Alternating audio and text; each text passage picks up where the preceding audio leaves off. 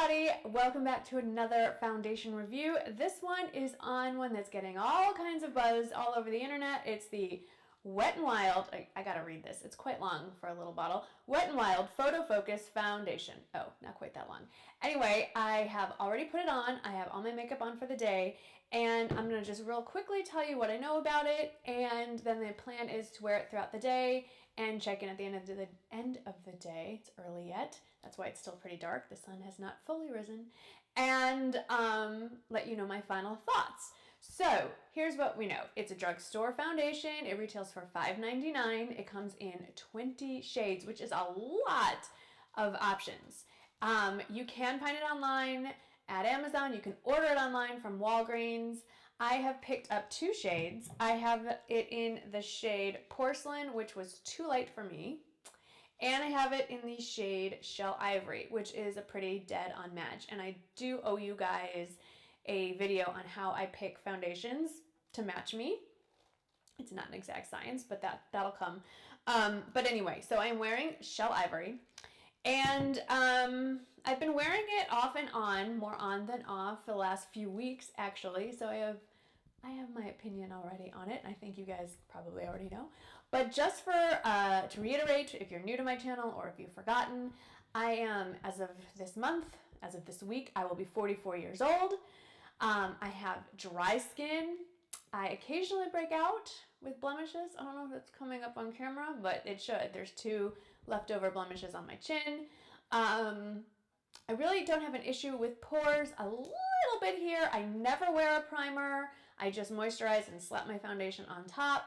And I always set with a powder because I feel that it's not because my foundation is going anywhere. It's more so that the powders I place on top of my foundation blend better. That's really the only reason why I set with a powder. That's another video. Wow, getting all kinds of video ideas today. Anyway, so let's slide over and watch me slap this thing on while I tell you a little more about it. So, if you are into cruelty-free, Wet n Wild is one of the brands that is cruelty-free. Like I said, it is $5.99, so the price point is amazing. If you don't find a color that works for you for $5.99, it's not a huge hit to the wallet, although really most drugstores, if you have the receipt, will take back, in the United States anyway, will take back makeup that doesn't work for you. Just an FYI, don't be afraid to walk right up and say, I need to return this. The marketing for this claims that it will not give you flashback. It was tested under 7 different kinds of lighting. In like one of them I remember was the nightclub lighting. Really not an issue for me at this stage in my life. I'm not followed around by paparazzi, and I don't do I do take a lot of photographs. I do selfies. There's no flash on the front of my camera, so that's really not an issue. And as pale as I am, how much whiter can I get? Flashback has never been a problem for me, but I do understand that it is a concern for some people. So if that is your concern, allegedly this does not cause flashback. There's no way for me to really test that. I'm not the guinea pig for that. Now, as far as application goes, my application preference has always been to use a flat top kabuki style brush. So for this application, I used a Wet n Wild one, which is one of my favorite brushes. I know people like me to use a variety of application methods when I test out a foundation, but I feel like the best way to do it is to be consistent in my application so I can compare apples to apples to apples. So that being said, I did the first layer with my flat top kabuki brush from Wet n Wild. I think it's like $1. It's great. It's a great brush. And then I did go back over with a beauty blender type sponge, just over a couple little areas that I thought needed a little more coverage. I would say this has a medium coverage that is buildable. Now, couple of things to note. It is a glass bottle, which is nice. I do not like 2 things about this foundation. I'm being picky. People have mentioned the smell. To me, it is a fleeting thing. I mean, I'm not sitting here like a kindergartner with their nose in the glue bottle. But if that's your thing, it smells like latex paint, like the kind you put on your walls. But again, like, I'm not doing this. When I apply foundation, I, open up the bottle, dab it on the back of my hand, or dab it right onto my face. So for the fleeting moment where the wand or the product is right near my nose, yes, I smell it. And then the minute it's applied to the skin and blended in, the scent is gone. If you're overly sensitive, there are other drugstore foundations that I love as much as this one. So don't be sad. What really annoys me, and some people love this, but it's a personal issue. That's why it's my channel. It's my personal preferences. I hate this. Hate's a strong word. I dislike this application. It's not a pump. It's not a dropper. It's a flat plastic spatula. I don't like it. I don't know why I don't like it. There's no rational reason as to why this bothers me. I just find it messy. I have to either apply it directly to my face, which is what I did today, or I have to apply it directly to the utensil I'm using to apply it to my face, or I apply it to the back of my hand, or if I was really fancy, some sort of palette. I prefer just a pump. That's just me. I don't know why they did the spatula. Whatever, it's fine. Okay, so like I said, dry skin. I don't use a primer. Like I said, I moisturize. Today I moisturized with an Olay moisturizer, and I don't find it clinging to anything. I think it goes on beautifully. It blends beautifully, covers everything I wanted to cover in pretty much one coat, so to speak. Like I said, I had a couple extra spots that I wanted a little extra coverage. I wouldn't say it's a matte finish. I would say it's definitely a satin finish. I don't like a matte finish. And my other makeup goes on very nicely over it. So this is what it looks like. It is 7:30 in the morning. And I will check in with you at the very end of the day, give this a full run for its money, and let you know how I think. One thing, it is the height of our oak pollen season, like the worst day.